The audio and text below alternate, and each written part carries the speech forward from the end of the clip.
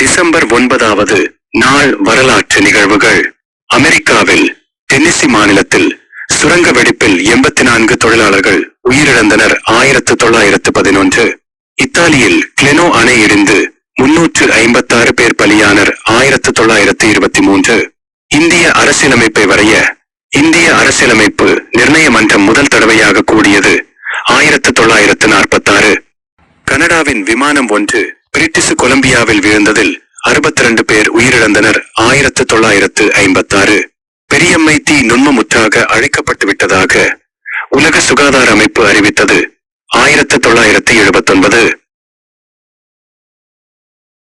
Wales இளவரசர் Charles இளவரசி Diana இருவரினதும் பிரிவினை அறிவிக்கப்பட்டது 1992. மாஸ்கோவின் செஞ்சதுக்கத்தில் இடம்பெற்ற குண்டுவெடிப்பில் 6 பேர் கொல்லப்பட்டனர், பல காயமடைந்தனர் 2003.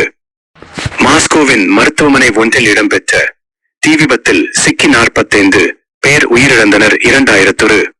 நைஜீரியாவில் சந்தை ஒன்றில் பள்ளி மாணவிகள் இருவர் நடத்திய தற்கொலை தாக்குதலில் 57 பேர் கொல்லப்பட்டனர், 177 பேர் காயமடைந்தனர் 2016.